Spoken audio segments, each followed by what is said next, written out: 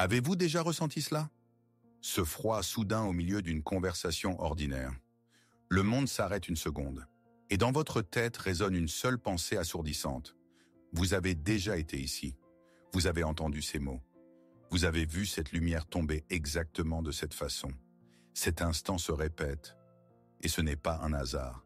La science appelle cela un dysfonctionnement de la mémoire. Internet, un bug dans la matrice. Mais le plus grand explorateur des profondeurs de l'âme, Carl Gustav Jung, y voyait quelque chose d'autre.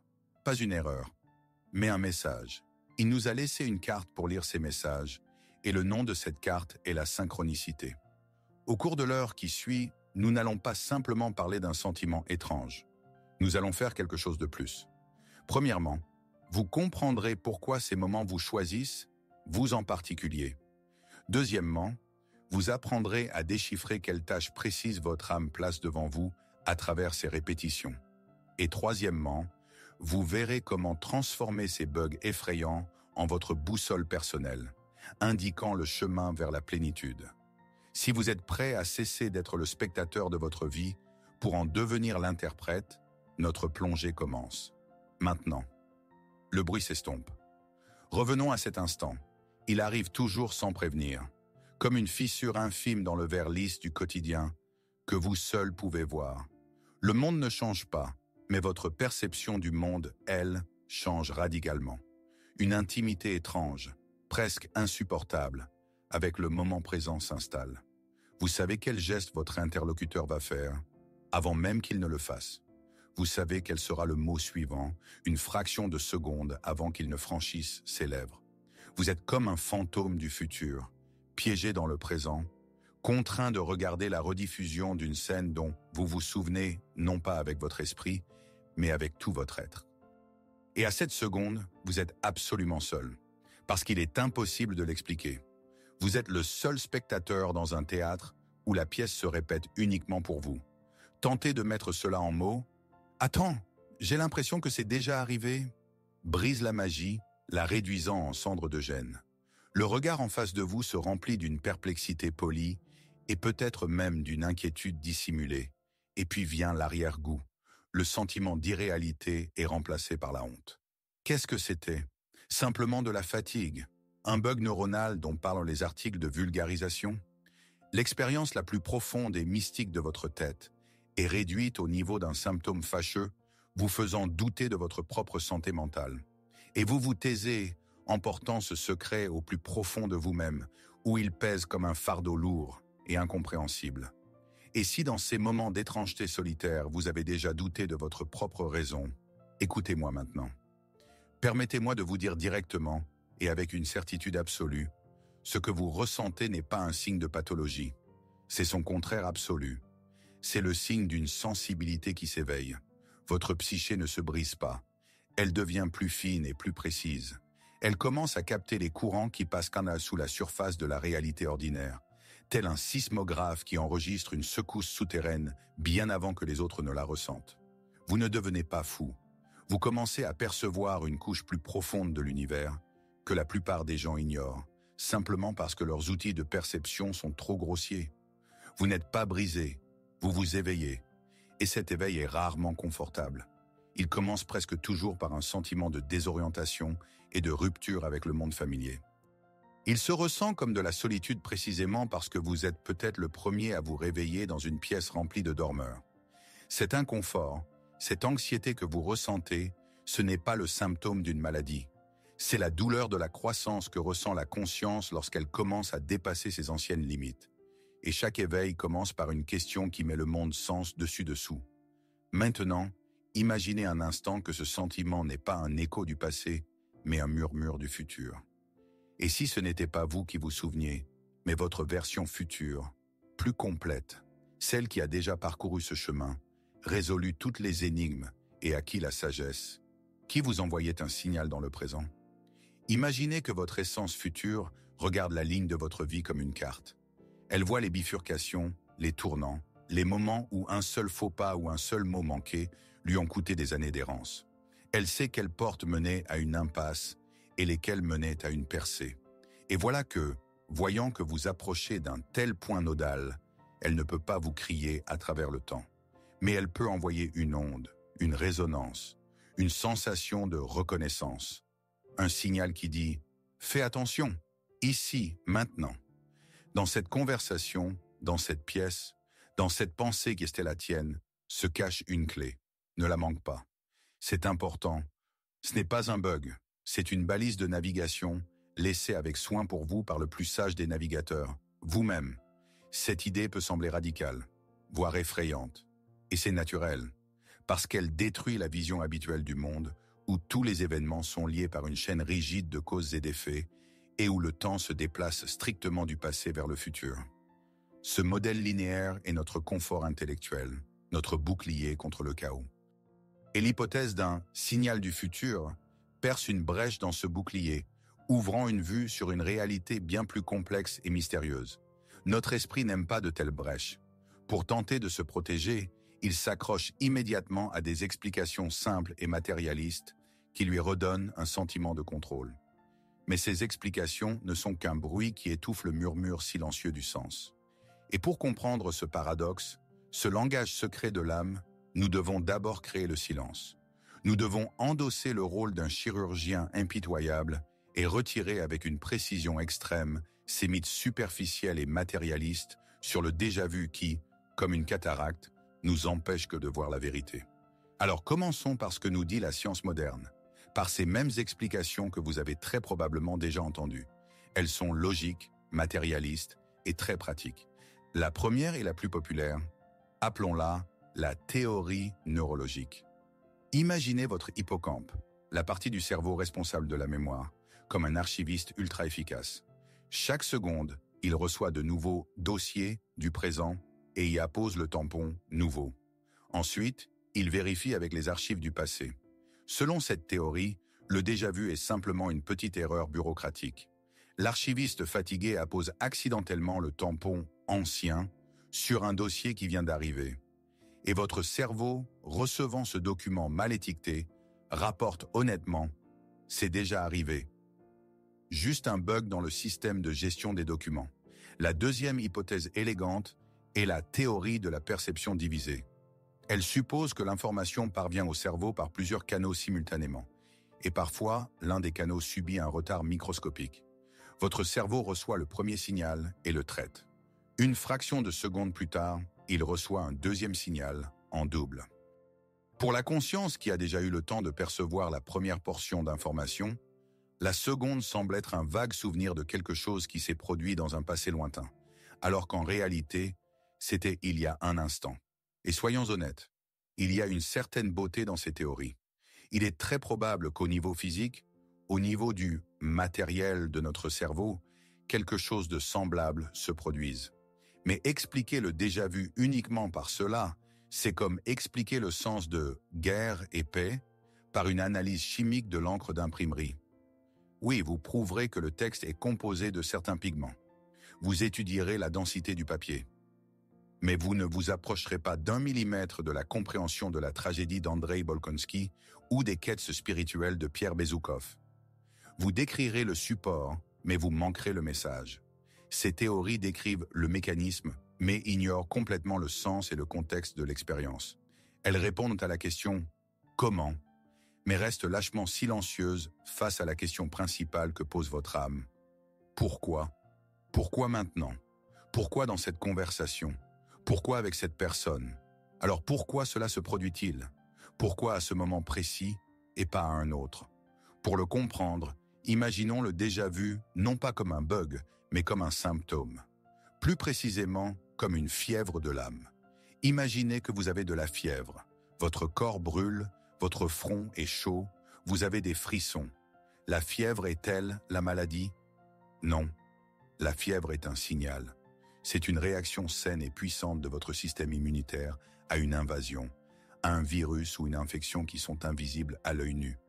La fièvre crie « Attention, une bataille a lieu à l'intérieur ». Vous pouvez prendre un antipyrétique. La température baissera, le symptôme disparaîtra, vous ressentirez un soulagement temporaire. Mais vous ne guérirez pas l'infection. Vous avez simplement fait taire la sirène, pendant que l'incendie continue de faire rage au sous-sol. Les explications neurologiques et matérialistes du déjà-vu sont précisément cette antipyrétique pour la psyché. Elles vous offrent une pilule simple. C'est juste un bug du cerveau. Vous la prenez et l'anxiété disparaît. Vous vous sentez à nouveau normal.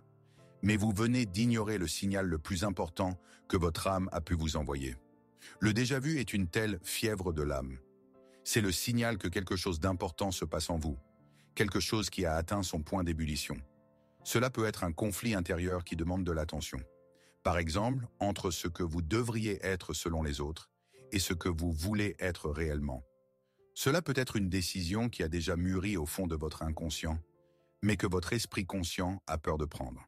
Cela peut être une rencontre avec une personne ou une idée qui est le catalyseur de votre prochaine étape de croissance. Cette fièvre survient au moment où le monde extérieur entre en résonance parfaite avec ce processus intérieur caché. Ignorer ce signal, en le mettant sur le compte d'un bug du cerveau, c'est renoncer volontairement au diagnostic le plus important de votre vie. C'est comme dire à un médecin qui vous montre une ombre sur une radiographie « Docteur, c'est juste un défaut de la pellicule ». Vous choisissez une ignorance confortable plutôt qu'une vérité qui guérit. Une théorie ne reste qu'une théorie tant qu'elle n'est pas confirmée par l'expérience personnelle. C'est pourquoi je veux vous proposer dès maintenant de transformer cette idée en votre découverte personnelle. Et maintenant, je vais vous demander de faire quelque chose d'important. Dans un instant, mettez cette vidéo en pause. Non pas pour vous distraire, mais pour vous immerger. Fermez les yeux. Et laissez votre mémoire vous ramener non pas à un, mais aux 3 derniers cas de déjà-vu dont vous pouvez vous souvenir. 3, ce n'est plus une coïncidence, c'est le début d'un schéma. N'essayez pas d'analyser les détails, ce que vous mangiez, ce que vous portiez. Oubliez la logique. Plongez plutôt dans leur atmosphère, dans leur fond émotionnel commun. Ressentez-les simplement. Y avait-il un fond commun ? Peut-être se sont-ils tous produits à des moments où vous étiez à la croisée des chemins, doutant de votre voie, ne sachant pas où tourner ? Ou peut-être se sont-ils produits lors de ces moments de subtile trahison de soi, lorsque vous disiez « oui », alors que tout votre être criait « non ». Peut-être étaient-ce des périodes de stagnation où vous sentiez que vous étiez coincé et que votre âme cherchait désespérément une issue, vous envoyant ces signaux étranges, comme un SOS. Quel fil invisible relie ces moments apparemment aléatoires? De quelle émotion est-il tissé? Quelle tâche non résolue ou quelle question non formulée met-il en lumière? Encore et encore et encore. Ne vous pressez pas de répondre. Ne cherchez pas la réponse dans votre esprit. La réponse doit venir comme une sensation, comme une reconnaissance silencieuse dans le corps. Restez avec cette question. La pause commence maintenant. Bienvenue à nouveau. Ce fil invisible que vous venez peut-être de sentir, cette rime étrange entre des événements non liés par la logique, cette vibration qui connecte votre état intérieur au monde extérieur, elle a un nom et elle a son découvreur. Pendant des décennies, un homme s'est tenu sur le rivage de cet océan étrange, cartographiant ses courants. Il ne le faisait pas dans le silence de son cabinet, mais dans les tranchées de l'âme humaine, en travaillant avec ses patients, en analysant des milliers de rêves et d'histoires de vie, en étudiant les mythes et les religions de tous les peuples du monde. Il a vu ce phénomène si souvent, avec une régularité si irréfutable, qu'il a compris. Ce n'est pas une anomalie, c'est une loi de la nature, aussi fondamentale que la gravité, mais agissant dans la dimension du sens et non de la matière. Le nom de cet homme est Carl Gustav Jung. Il a découvert qu'en plus du lien de cause à effet qui nous est familier et qui lie le monde physique, il existe un autre principe de liaison, acausal. Et il lui a donné un nom, la synchronicité. Ce n'est pas simplement une coïncidence significative, comme aime à le répéter la psychologie populaire.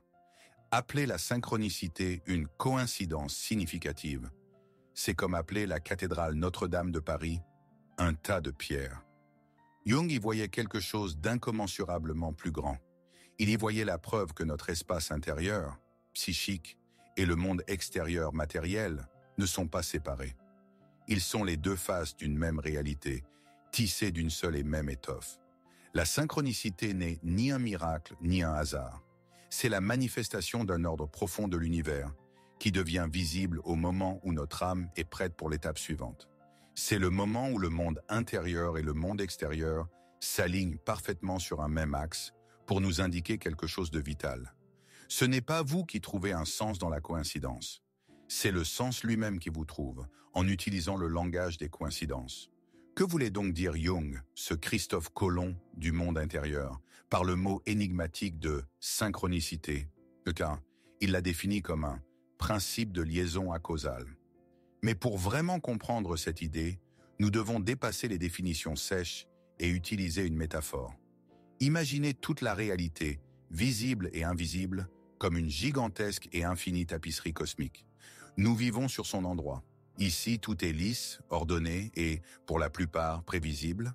Nous voyons des points de broderie nets et consécutifs. Voici le point cause, suivi du point effet. Voici le fil de l'événement A, qui mène logiquement au fil de l'événement B. C'est le monde de la physique, le monde de la logique, le monde de notre expérience quotidienne. Nous pouvons suivre chaque fil visible, comprendre comment il est lié au précédent et prédire où il ira ensuite. C'est le monde de la causalité et notre esprit rationnel s'y sent chez lui. Il étudie ces points, les classe et construit à partir d'eux sa vision du monde. Mais toute tapisserie a un envers. Si nous la retournons, nous voyons une image complètement différente. Au lieu d'une surface lisse, un chaos apparent de milliers de fils entrelacés, de nœuds, de boucles et de bouts. Des fils qui, sur l'endroit, se trouvent à des extrémités opposées de la toile, peuvent ici, sur l'envers, être liés en un seul nœud serré. Il n'y a pas de séquence linéaire. Ici règne un ordre complètement différent, l'ordre du sens et non du temps. Ces fils sont tout, vos pensées, les destins d'inconnus, les images de rêves, les événements fortuits, les récits archétypaux. Tout cela est entrelacé en un motif unique, d'une complexité insondable. La synchronicité, selon Jung, est le moment où un petit nœud de l'envers transparaît soudainement sur l'endroit. C'est ce moment où vous pensez à un ami oublié depuis longtemps, et une seconde plus tard, il vous appelle. Sur l'endroit de la tapisserie, ces deux points, votre pensée et son appel, ne sont en aucun cas liés. Il n'y a pas de fil causal entre eux, mais sur l'envers, ils font partie d'un seul et même nœud, d'un seul champ de sens. Et ce nœud est soudainement devenu si dense qu'il s'est manifesté dans votre monde visible. Alors, qu'est-ce que le déjà-vu dans ce tableau? Le déjà-vu est quelque chose d'encore plus subtil. Ce n'est pas voir le nœud, c'est le sentir à travers le tissu. C'est le moment où votre main, glissant sur la surface lisse de l'endroit de la tapisserie, touche accidentellement son envers. Vous ne voyez pas tout le motif. Vous ne comprenez pas quels fils précis s'y sont entrelacés. Mais vous ressentez tactilement sa texture complexe et pleine de sens. Vous sentez sous vos doigts la densité du nœud, caché juste sous la surface du moment présent. Vous sentez que ce simple point, ordinaire de votre vie, fait partie de quelque chose d'incommensurablement plus grand, complexe et significatif. Ce concept de tapisserie cosmique peut sembler abstrait, presque mythique. Voyons comment ce nœud sur l'envers se manifeste dans la vie réelle. Laissez-moi vous raconter l'histoire d'Émilie.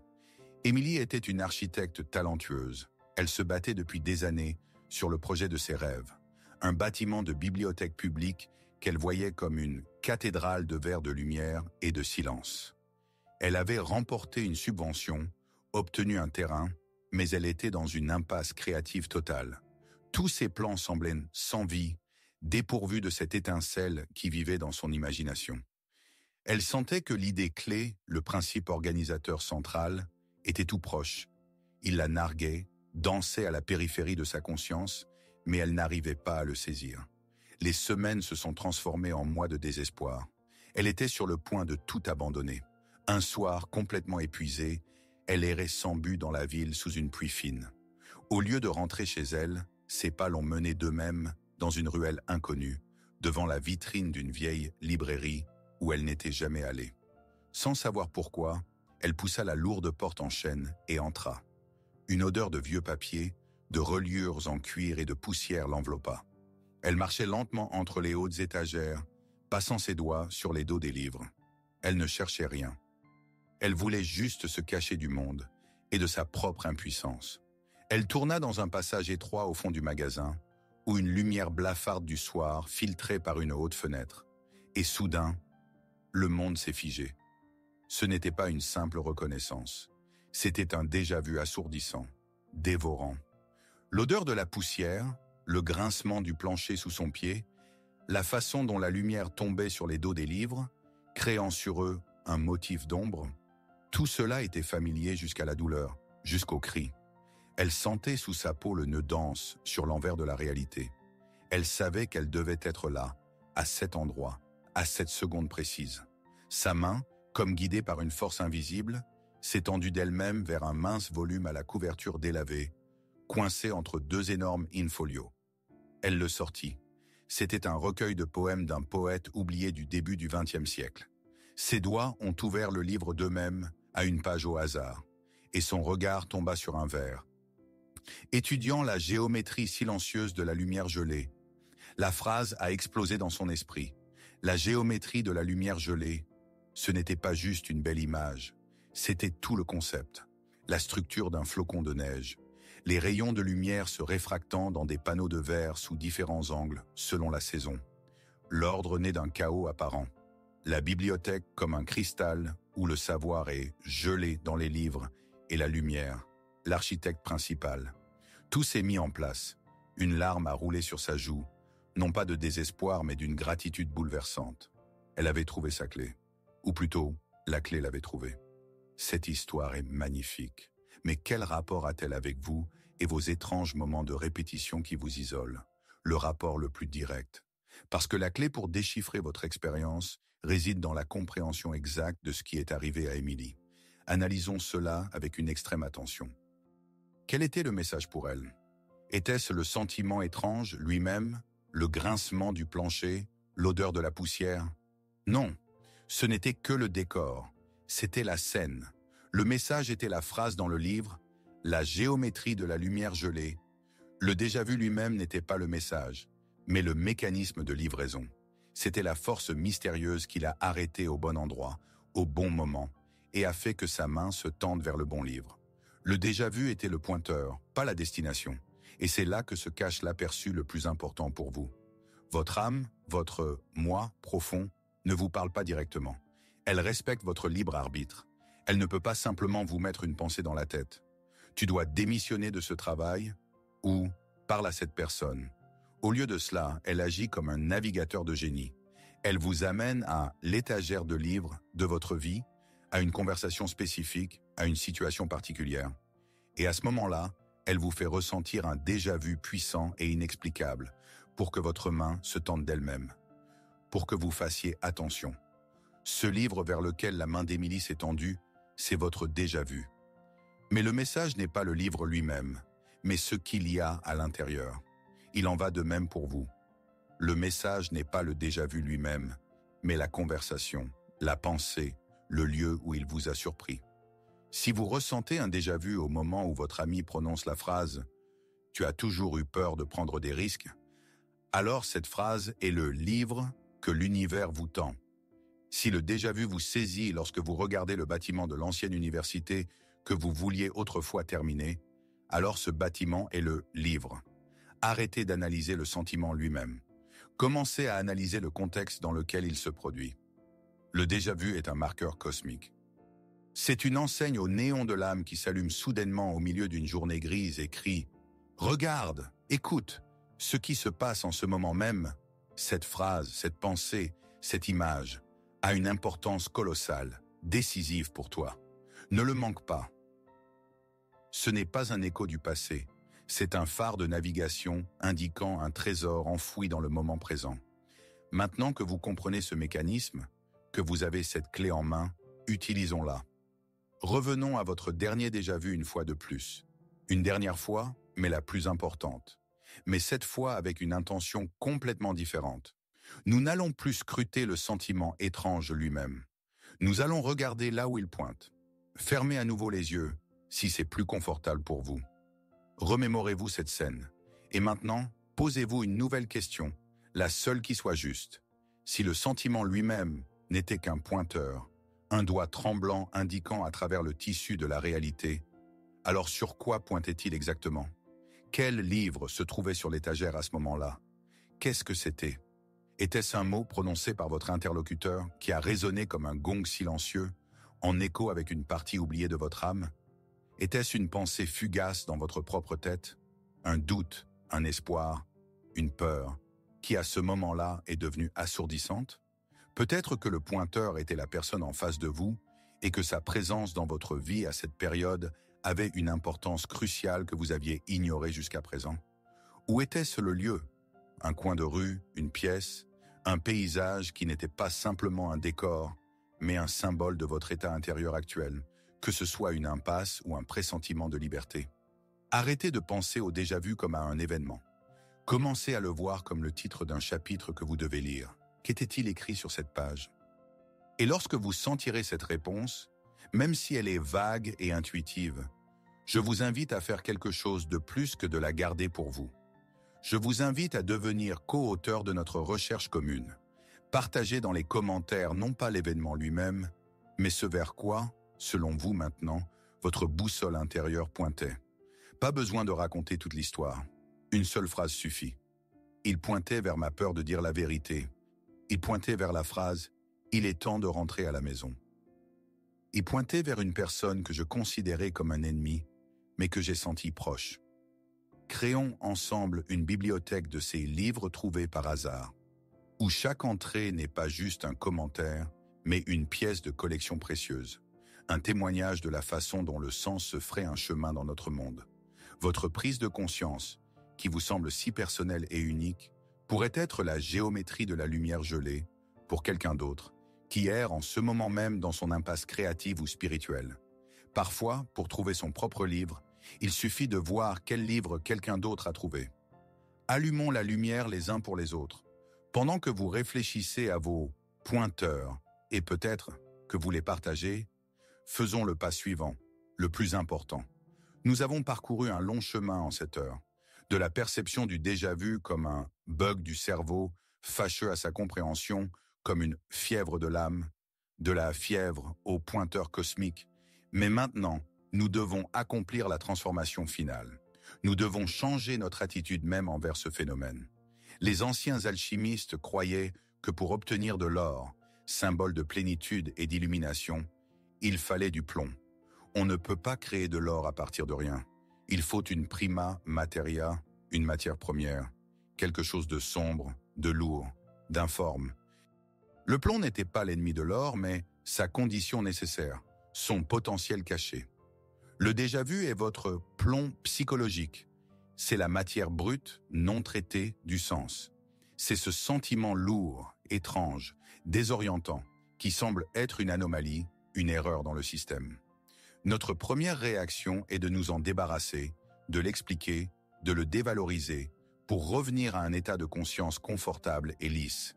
Mais en agissant ainsi, nous jetons la matière première la plus précieuse pour notre travail intérieur. Chaque fois que cela se produit, l'univers ne se moque pas de vous et ne vous met pas à l'épreuve. Il vous offre un cadeau, c'est le don de la clarté dans un monde d'automatisme. C'est le don de la présence dans le flux d'une existence irréfléchie. Il vous offre la possibilité de voir pendant une fraction de seconde le motif caché, de toucher l'envers de la tapisserie et de vous assurer que votre vie n'est pas un ensemble d'événements aléatoires, mais une histoire pleine de sens. Votre tâche n'est pas de rejeter ce don, de ne pas le mettre sur le compte de la fatigue ou de la neurologie. Votre tâche est d'apprendre à l'accepter et à le traiter. De dire à ce sentiment non pas « va-t'en », mais « bonjour, je te vois ». Qu'est-ce que tu m'as apporté cette fois?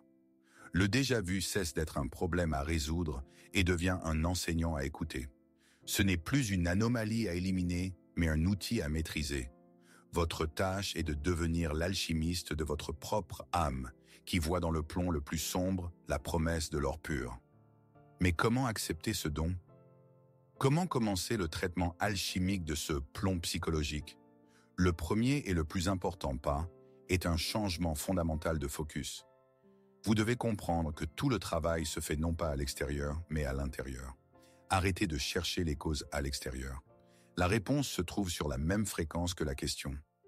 Jung appellerait cela le principe de la résonance intérieure. Imaginez qu'au plus profond de vous se trouvent de nombreuses cordes tendues et silencieuses. Chaque corde est une partie importante, mais peut-être inconsciente, de vous. Cela peut être votre potentiel d'artiste non réalisé, que vous avez enterré sous le poids d'un travail sérieux. Cela peut être un désir de liberté réprimé que vous avez sacrifié pour des relations stables mais étouffantes. Cela peut être votre ombre, ces qualités que vous ne reconnaissez pas en vous, mais qui veulent désespérément être intégrées. Et voilà que dans le monde extérieur, un événement se produit, un mot est prononcé, vous voyez une image, vous rencontrez une personne qui, par sa vibration, par sa charge sémantique, coïncide parfaitement avec la fréquence de l'une de ces cordes tendues. Et elle commence à vibrer. Le déjà-vu, c'est ce bourdonnement. C'est la vibration que vous ressentez lorsque le monde extérieur touche votre monde intérieur caché. Prenons un exemple concret. Si le déjà-vu vous surprend au moment où vous discutez d'un changement de travail, cela signifie que le thème de l'épanouissement personnel en vous vibre avec une force énorme. Supposons que votre ami dise « Tu as juste peur de perdre la stabilité » et à ce moment-là, le monde s'arrête et vous ressentez cette étrange reconnaissance. La réaction superficielle est « C'est un signe, je dois démissionner ». Mais c'est une lutte extérieure. Le travail intérieur est différent. Le déjà-vu ne dit pas « démissionne », il dit « Le thème de l'épanouissement personnel et de la peur en toi vibre actuellement avec une amplitude maximale. Prêtes-y attention. » Votre tâche n'est pas de changer de travail immédiatement, mais de rentrer chez vous, de vous asseoir en silence et de commencer un dialogue avec cette partie vibrante de vous-même. De lui poser des questions directes. Que veux-tu vraiment? De quoi as-tu le plus peur? De l'échec ou du regret de l'inaction? Pourquoi te manifestes-tu maintenant, alors que je parle de ça? Quelle partie de moi est-ce que je trahis chaque jour en restant à cet endroit? L'événement extérieur n'est qu'un diapason qui a fait résonner votre corde intérieure. Ne courez pas après le diapason. Écoutez la musique qui est née en vous. En elle se trouvent toutes les réponses. Mais comment mener ce dialogue avec une partie de soi qui ne parle pas le langage des mots? Comment entendre la musique de la corde et pas seulement le son du diapason? Pour cela, Jung nous a laissé un outil extrêmement puissant, qu'il a lui-même utilisé dans son travail sur les rêves, les fantasmes et les événements synchronistiques. Il s'appelle la technique d'amplification.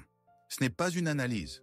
L'analyse est une tentative de l'esprit conscient de disséquer le mystère en parties logiques, et au cours de cette dissection, le mystère meurt. L'amplification est tout le contraire.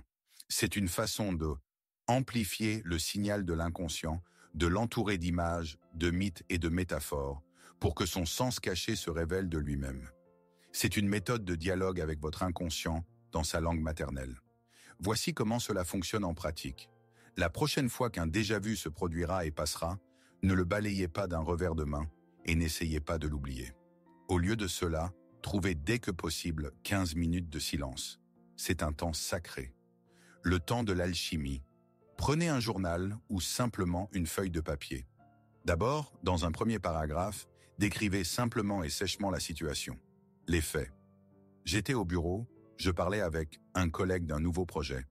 Quand il a prononcé la phrase « Nous tournons encore en rond », j'ai ressenti un déjà-vu. Cela ancre l'expérience. Puis en laissant un espace, écrivez le titre « Amplification ». Et à partir de ce moment, vous éteignez votre critique intérieure et votre logicien.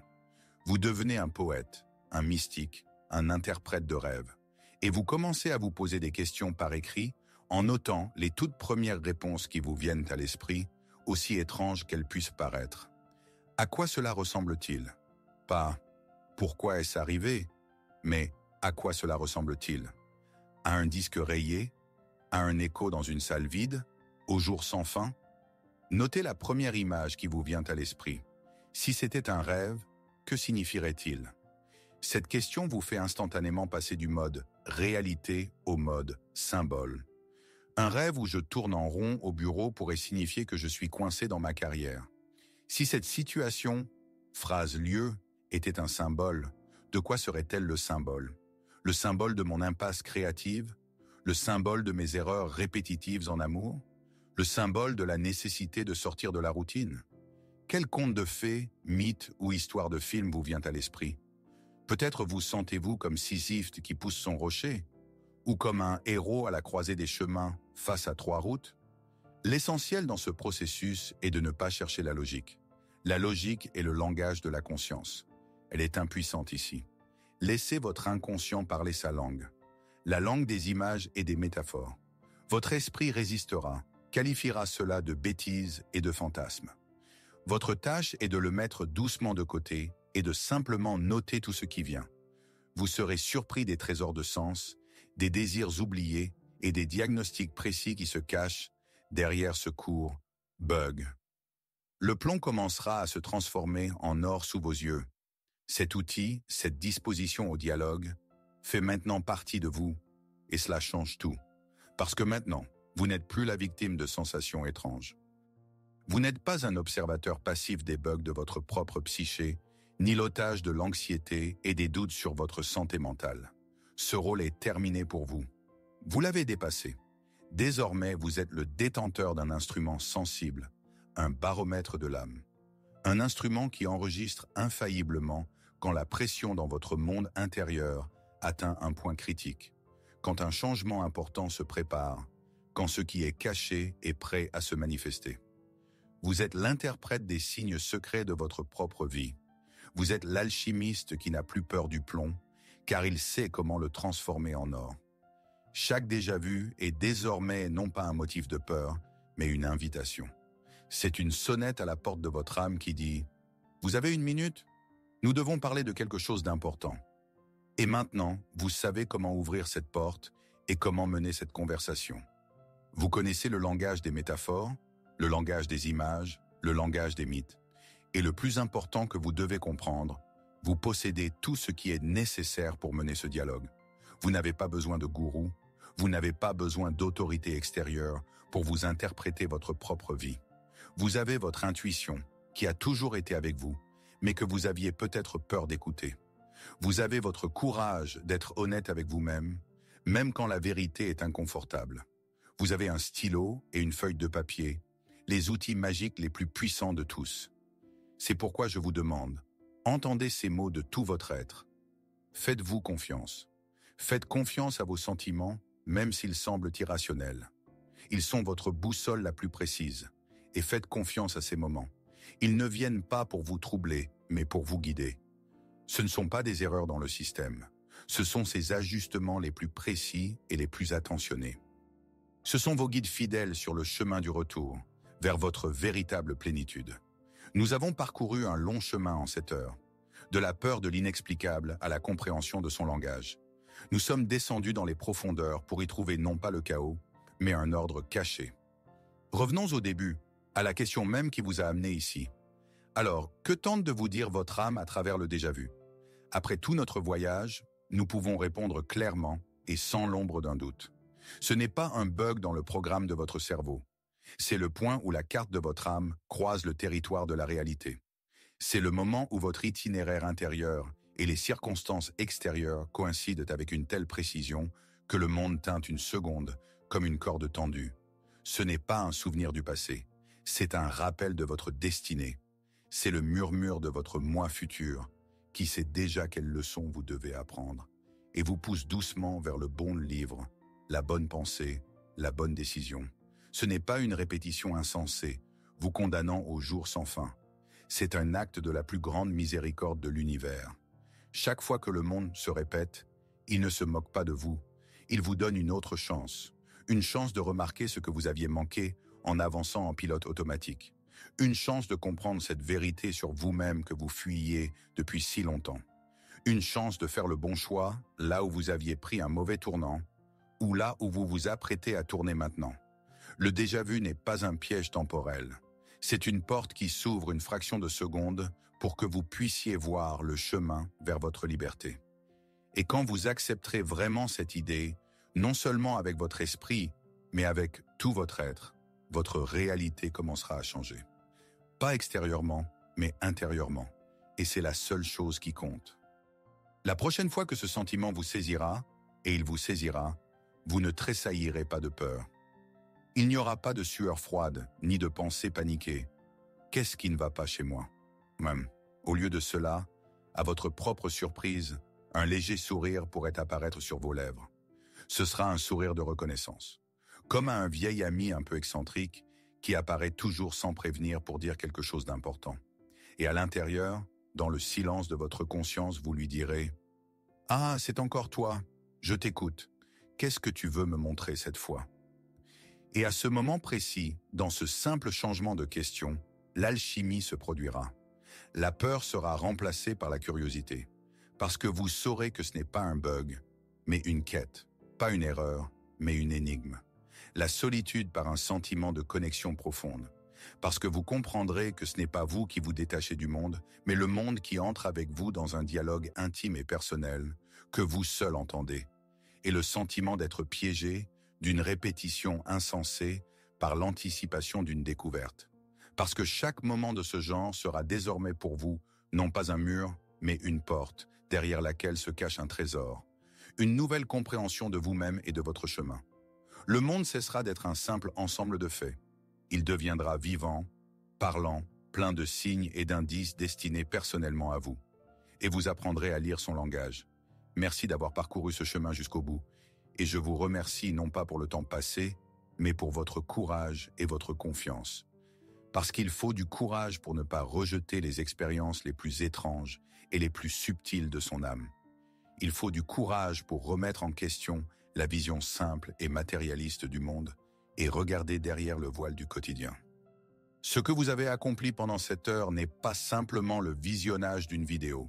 C'est un acte d'exploration intérieure, un acte de bravoure. Et je veux que vous sachiez, vous n'êtes pas seul dans cette quête. Le sentiment d'isolement qui accompagne ces moments est une illusion. En réalité, nous sommes nombreux. Ceux qui ne se contentent pas de réponses superficielles.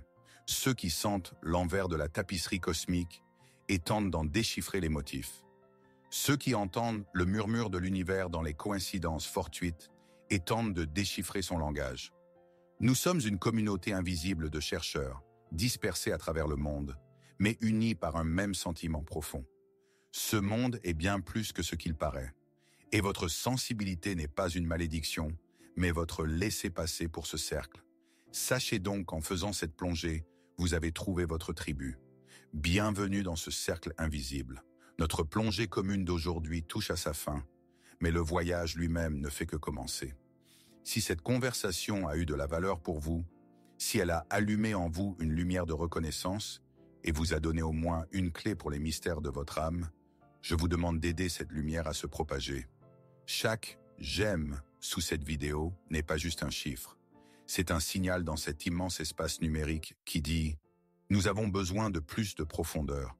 Nous avons besoin de plus de sens. » C'est votre voix en faveur d'une exploration authentique et non de réponses superficielles.